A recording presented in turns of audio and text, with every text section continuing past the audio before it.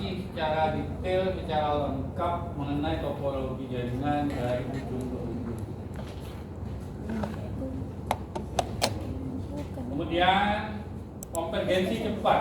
Ketika ada perubahan topologi, apakah karena routernya mati, apakah karena linknya yang fail, OSPF dapat menghitung ulang dengan algoritma di kemampuannya menghitung rute, memilih rute dengan lebih cepat lagi. Akhirnya menentukan rute yang terbaik. Kemudian hierarki jaringan, OSPF mendukung pembagian jaringan ke dalam area untuk meminimalkan overhead. Overhead itu kerugian atau loss, ya. Kerugian atau loss. Ya. Biasanya di sebuah jaringan tentu saja ada loss di komunikasi. Bisa jadi karena delay tinggi. Jadi jaringannya akan dikelompokkan sama dia mana yang area yang paling paling dekat. Biasanya dia ada area 0, area 1 dan seterusnya. Area 0 itu wajib itu dianggap area yang paling area backbone. Kemudian dukungan PLSM, ini yang variabel yang sama kita sudah bisa pakai sama lebih fleksibel dibanding RIP. Residual nggak bisa juga ya. Tapi kalau kita lihat pembacaannya masih belum full PLSM. Autentifikasi untuk mendukung autentifikasi dan keamanan. Nah ini bedanya. Apa sih bedanya yang sudah kita pelajari? OSPF, routing static, dan RIP. Protokol dari protokol SWPF, OSPF, dan RIP sama dari unik, sedangkan routing static itu manual. Kemarin sudah kita contohkan bagaimana RIP cukup menambahkan network di sebelahnya saja, artinya network yang langsung directly connected ke dia. Kita nggak perlu secara manual menambahkan, mengarahkan traffic kalau mau ke network mana, harus lewat mana networknya, nggak seribet itu. Kalau OSPF atau routing dynamic ini kita tinggal memasukkan parameter yang diperlukan saja. Cara kerja menggunakan algoritma tadi ISRA SPF untuk menemukan jalur terpendek. Kalau routing statik ya harus administratornya, admin jaringannya yang mengetahui mau bisa menjangkau sebuah network apa harus nambahin routing atau IP route di tiap router. Itu ribet. Kalau RIP pakai distance vector berdasarkan jumlah host. Skalabilitas OSPF untuk jaringan besar oke karena dia sangat baik untuk jaringan besar. Routing statik kurang cocok karena banyak sekali yang harus diupdate, diubah konfigurasi ketika jaringan itu tumbuh atau bertambah besar. RIP terbatas hanya 15 ohm. Konvergensi OSPF lebih cepat dari RIP. Kalau routing statik tidak ada konvergensi, kita manual. Kita jaringan topologinya berubah, harus lewat router mana, koneksi router mana kemana, itu harus dimasukkan secara manual. Penggunaan bandwidth, ya medium hanya mengirim pembaruan jika ada perubahan. Jadi ketika ada perubahan topologi, baru dia akan mengirimkan informasi ke router-router yang lain. Tapi kalau nggak ada perubahan tidak. Beda dengan RIP. RIP ada perubahan, nggak ada perubahan dia kirim terus. Walaupun dia multicast ya. Tapi ya itu setiap 30 detik dia ngirim terus update. Sehingga overhead atau rugi-rugi di jaringan itu ada. Sehingga lebih boros. Tadi tidak pakai bandwidth tapi ya itu kurang fleksibel. Kompleksibilitas ya OSPF lebih kompleks karena nanti yang kita config itu ada areanya, ada ID-nya, selain parameter-parameter network. Statik mudah, RIP mudah tapi kurang efisien. Nah ini adalah contoh topologi dari OSPF. Jadi ada namanya area backbone. Area backbone ini bisa dibilang router utama lah ya, router pusat ya. Jadi koneksi yang induk yang lebih cepat biasanya kita sebut backbone. Nah itu biasanya kita sebut dengan area 0. Yang lain anak-anakannya pecahannya boleh kita pakai area yang lain. Ini contoh. Ini ada ABR, Autonomous Border Router. Ini juga border router. Dia border tapi di beda area. Ini juga border. Ini juga. Nah, ada 3 informasi yang akan dikirim secara di dalam tabel, disimpan di dalam tabel database sebuah routing. Pertama ada network table. Jadi sebuah router itu tahu siapa tetangganya, networknya siapa aja, dia akan diberitahu. Jadi kalau kita ini mengetahui di router itu tetangganya siapa aja, yang dari connected siapa aja, kita bisa dengan beritahu show IP OSPF network. Kemudian ada database table. Database table ini isinya link state database, menampilkan semua kemungkinan informasi yang dapat diakses. Dia berisi dengan informasi penting ya. Nanti dia kelihatan networknya berapa, statusnya apa. Mungkin biasanya nanti ada juga metriknya.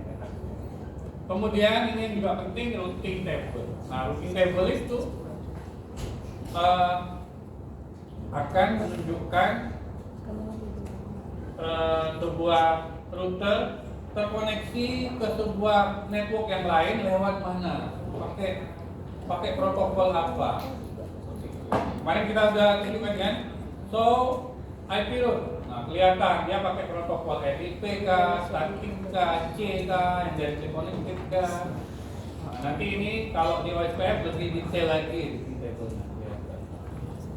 Lalu selama melakukan routing, OSPF punya 5 paket message. Jadi dia akan mengirim message ke router yang lain.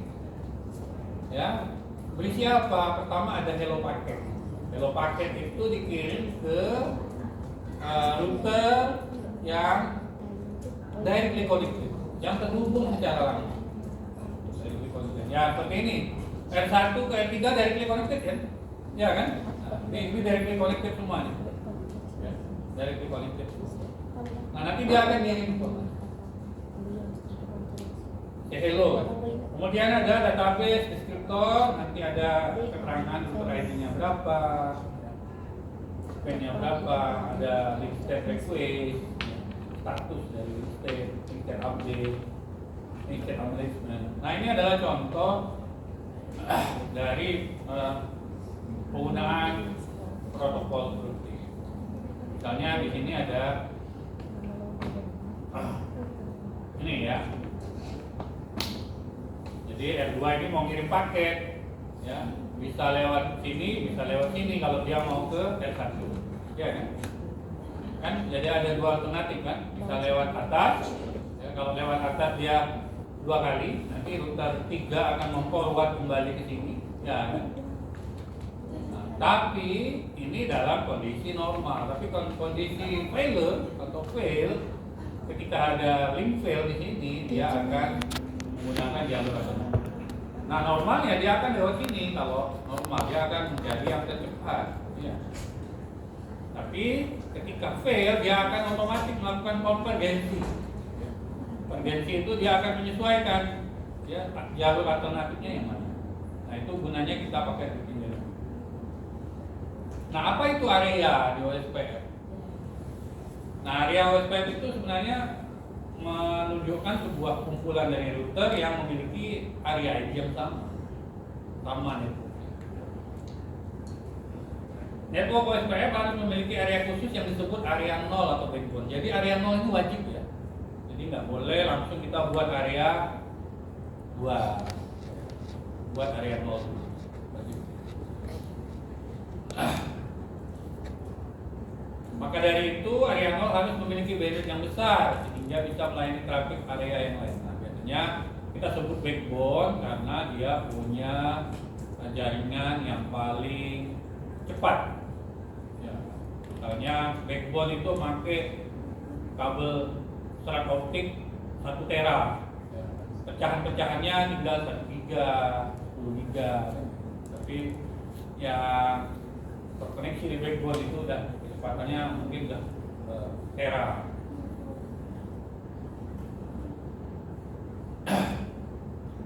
Ada beberapa area dalam OSPF, ada standar area, ya, dengan OSPF, ya, ada inter area, ada eksternal, ada backbone area yang tadi saya bilang area, ada stub area, disebut juga ujung dari network, kita sebut istilahnya stub, ya, stub, bukan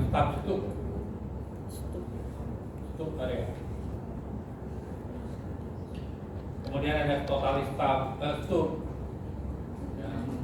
not so stub di area total NSK. Nah, apa kelebihan dan kekurangan SPF? Jadi dari beberapa kelebihan tadi ada standar, tidak ada batasan home, loop tree. Jadi kalau kita buat jaringannya ring, karena sini dia loop tree, konvergensi cepat. Nah, itu kelebihannya. Kekurangannya apa? Mengkonsumsi lebih banyak resource CPU karena semakin canggih algoritma, makin pintar, dia butuh sumber daya komputasi yang lebih besar. Makanya router-router yang prosesornya terbatas, ya, susah menjalankan routing OSPF. Nah, tapi rata-rata sekarang banyak router itu udah mampu, ya. Mikrotik aja udah mampu. Tapi pikirkan, ketika jaringan kita banyak, luas, ya kita harus memikirkan kapasitas router itu. Bukan kapasitas cuma jaringannya, tapi resource dari seperti berapa memorinya, berapa CPU-nya, ya, berapa core, berapa clock dari CPU-nya. Itu penting karena semua algoritma membutuhkan sumber daya komputasi. Makin cepat dia bisa menjalankan sebuah algoritma, sehingga keputusan akan semakin cepat dibuat, ya, hasil atau output atau dari algoritma itu bisa lebih cepat terjadi. Kekurangannya kompleks dari hal desain dan implementasi, ya, mengkonfigurasinya agak lebih kompleks, tapi tidak juga, nanti kita lihat. Hanya mendukung equal load balancing. Nah, jadi kita nggak bisa membuat load balancing. Misalnya ada dua jalur link atau network yang ingin kita gunakan secara seimbang. Nah, kalau kita ingin menggunakan misalnya ada jalur A kecepatannya 10 Mbps, jalur B 10 Mbps. Nah, itu yang dinamakan seimbang, equal. Jadi kita bisa membuat link balancing menggunakan A dan B secara balancing bergantian dengan syarat kecepatan yang di A dan B itu harus sama, equal. Nah, kalau dia beda, dia nggak bisa.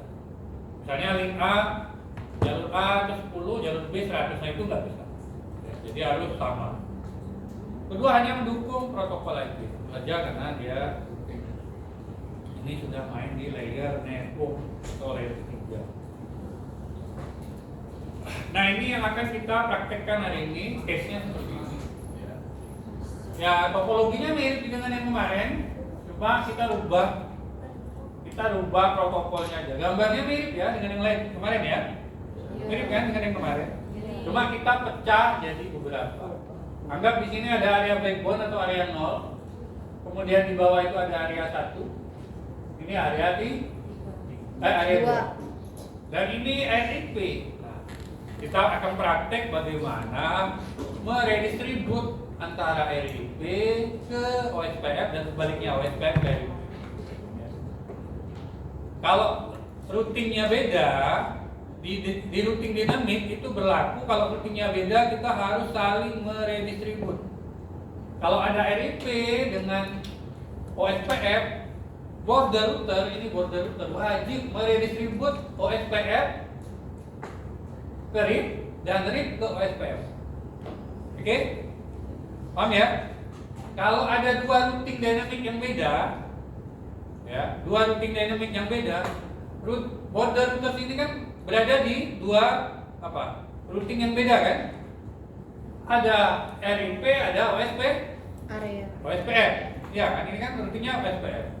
Jadi border router ini wajib meredistribusikan routing OSPF ke dalam RIP ke dalam OSPF.